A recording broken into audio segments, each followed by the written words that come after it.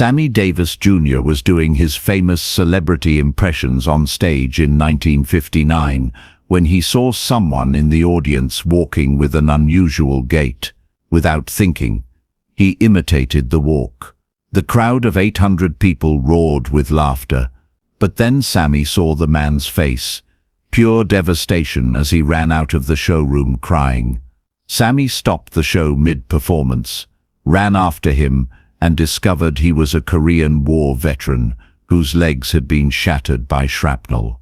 What Sammy did next, and the rule he created that changed his entire career, became his most important lesson about the difference between entertainment and cruelty.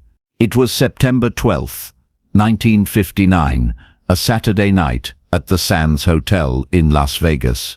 Sammy Davis Jr. was headlining in the Copa Room, the premier showroom where all the biggest stars performed. At 33 years old, Sammy was at the height of his powers as an entertainer, singing, dancing, playing instruments, and doing the celebrity impressions that audiences couldn't get enough of. That night's show was going brilliantly. Sammy had opened with a medley of his hit songs, then transitioned into his famous impressions segment.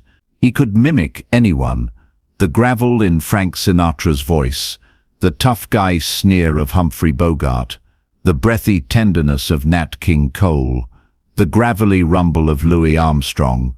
Each impression brought waves of applause and laughter. The crowd was eating it up.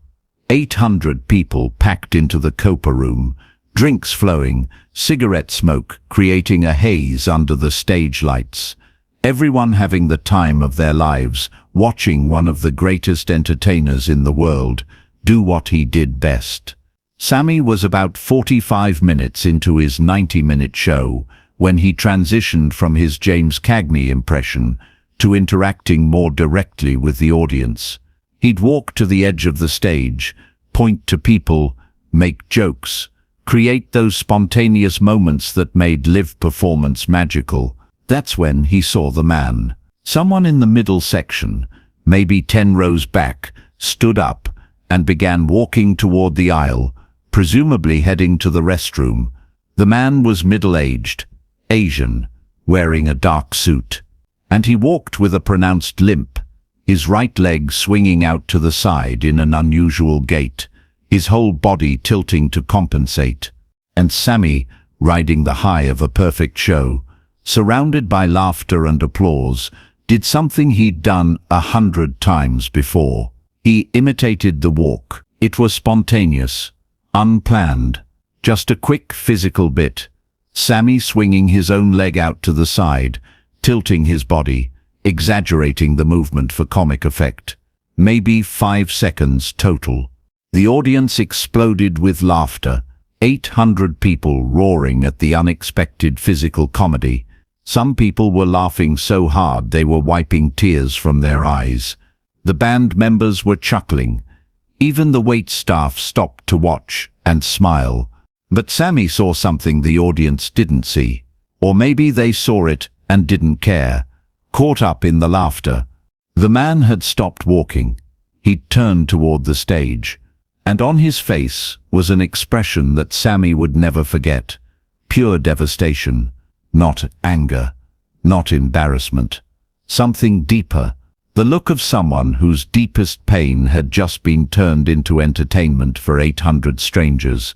The man's eyes met Sammy's across the distance of the showroom, and in that moment, still holding that awkward imitation pose, still hearing the laughter echoing around him, Sammy felt something shift inside his chest. A horrible, sinking realization. The man turned and walked quickly toward the exit, moving as fast as his damaged leg would allow, and Sammy saw tears on his face, catching the stage lights as he hurried away. The laughter was still going. The audience hadn't noticed. They thought it was all part of the show, just another bit of Sammy's brilliant physical comedy. But Sammy had stopped moving. He was standing there on stage, frozen, watching the man disappear through the exit door. The laughter began to die down. As people realized Sammy wasn't continuing, the band looked at him, confused. The audience started to quiet, sensing something had changed. Sammy walked to the microphone. His voice, usually so confident and full of energy, came out quiet and shaking. "Ladies and gentlemen," he said, "I need to stop the show for a moment." Complete silence now. 800 people staring at him, not understanding.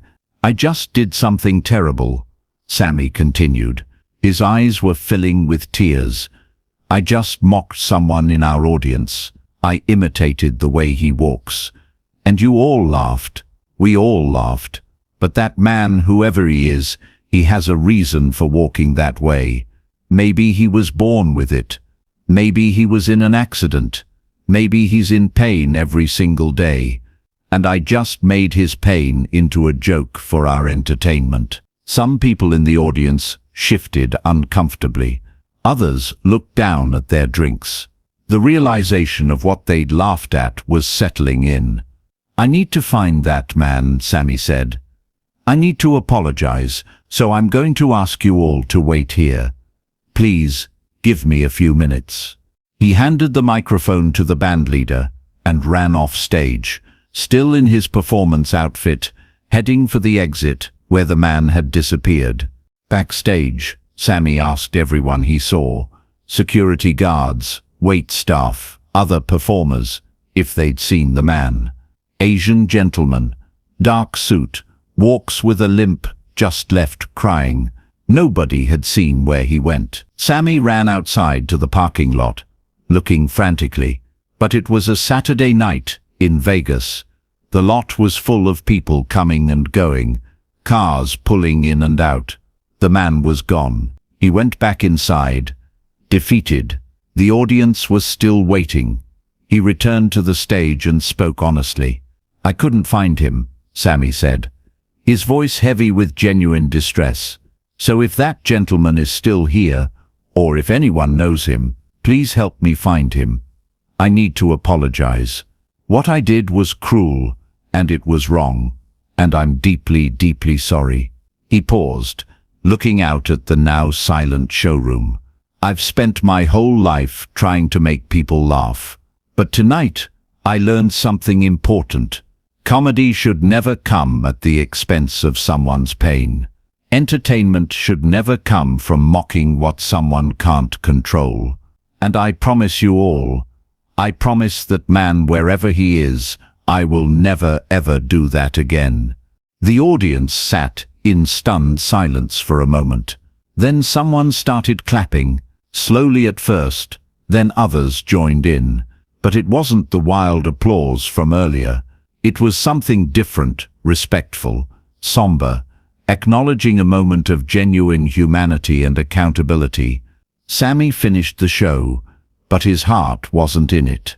He went through the motions, sang the songs, but all he could think about was the man's face, that look of devastation, those tears. After the show, Sammy went to the Sands management and asked for help. He described the man, asked if anyone knew him, if he was a regular guest, anything. Nobody recognized the description. So Sammy did something unusual. He asked the hotel to put out a notice, discreetly, respectfully, that Sammy Davis Jr. was looking for a guest from the September 12th show, a gentleman who had left during the performance. No details about why, just that Sammy hoped to speak with him. Days passed. No response. Sammy couldn't let it go. He asked the Sands to keep the notice up. He mentioned it in interviews with local Vegas papers, not the details, just that he was hoping to connect with someone from that show. Weeks passed. Nothing. The guilt ate at Sammy. He'd made mistakes before, said thoughtless things, done foolish things in the heat of performance. But this felt different. This felt like he'd crossed a line he didn't even know existed until he crossed it. He started paying attention differently, watching how other comedians worked, noticing when jokes punched down instead of up, seeing how easy it was to get laughs by mocking people's physical differences, their accents, their vulnerabilities, and how ugly it actually was when you really thought about it. Sammy made a rule for himself. Never imitate audience members. Never, no matter how easy the laugh, no matter how perfect the setup. The people in the audience weren't there to be part of the show in that way. They were there to be entertained, not mocked. 3 months after the show, in early December, Sammy got a message at the Sands. A man named Robert Chen had called. He'd seen one of the notices. He was the man from the September 12th show. Sammy called him back immediately. His hands were shaking as he dialed. "Mr. Chen," Sammy said when the man answered. "Thank you for calling.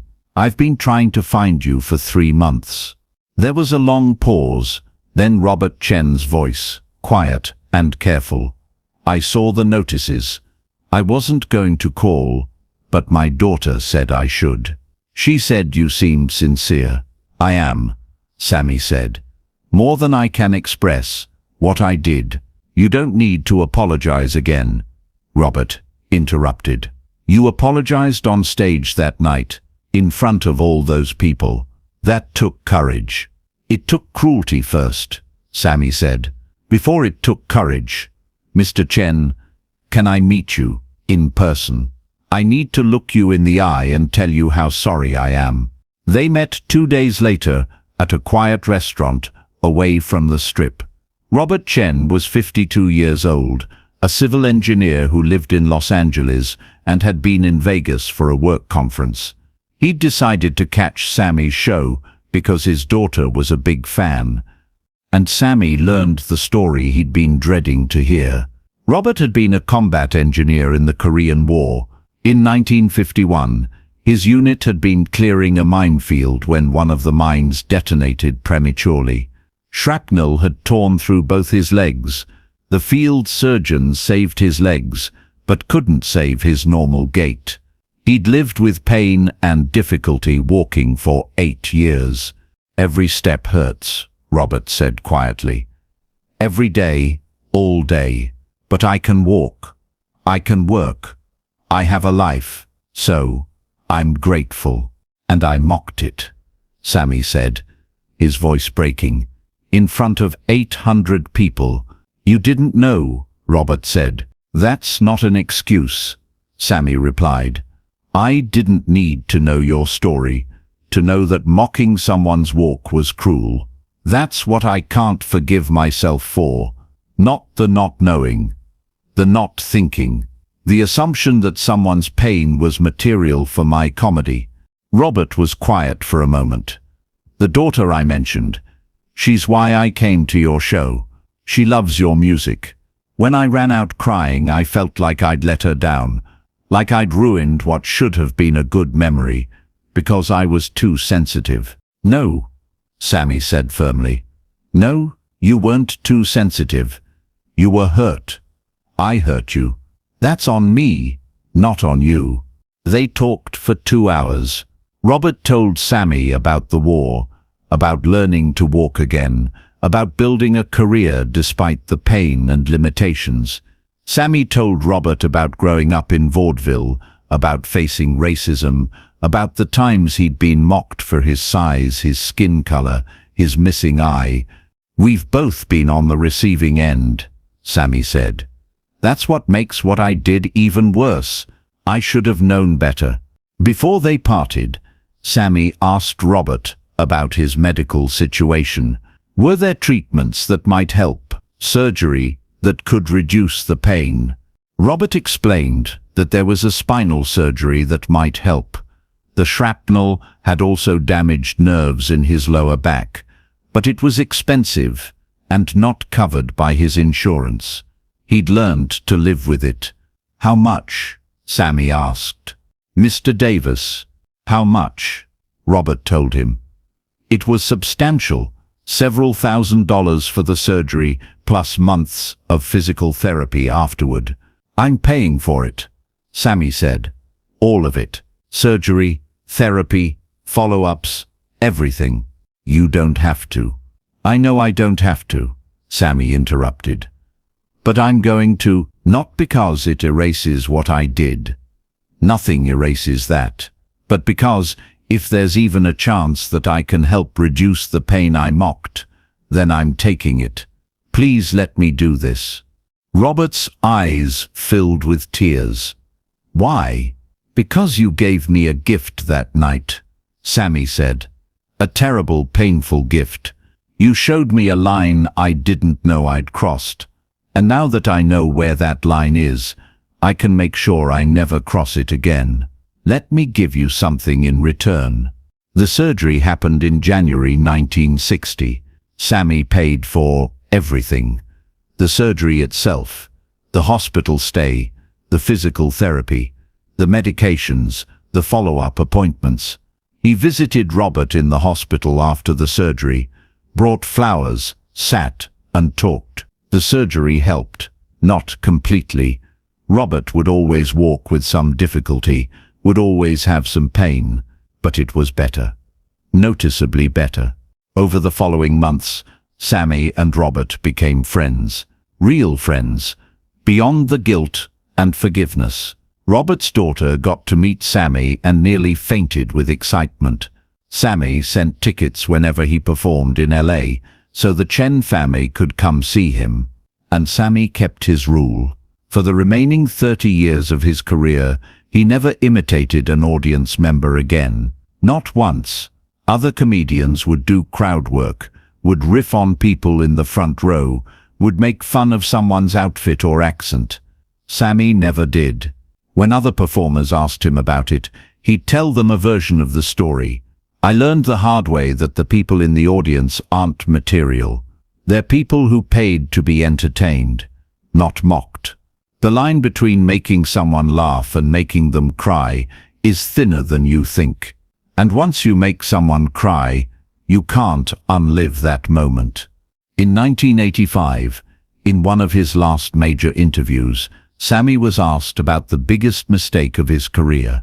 September 12, 1959, he said, without hesitation, the Sands Hotel. I imitated the way someone walked, got a huge laugh, and made a man cry. It was the worst thing I ever did on stage. But it taught me the most important lesson of my life. Entertainment has to have empathy at its core. You can make people laugh, but never at the cost of making someone hurt. Comedy should punch up, never down.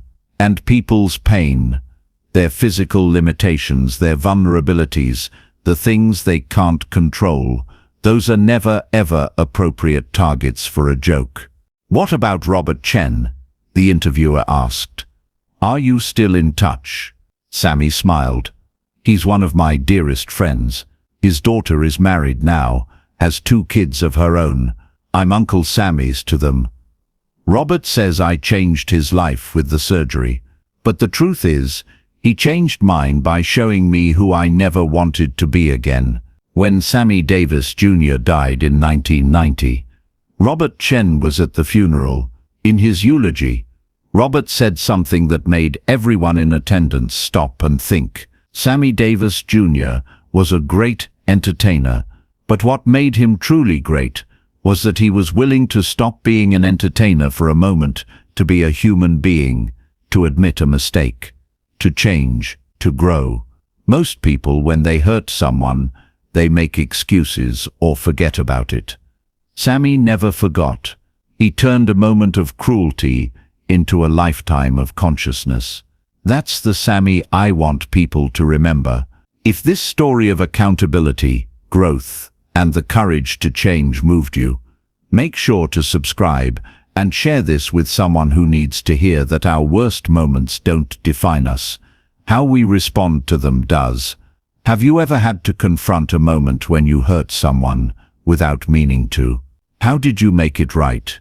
Share your story in the comments below, and don't forget to ring that notification bell for more incredible true stories about the legends who showed us that empathy matters more than applause.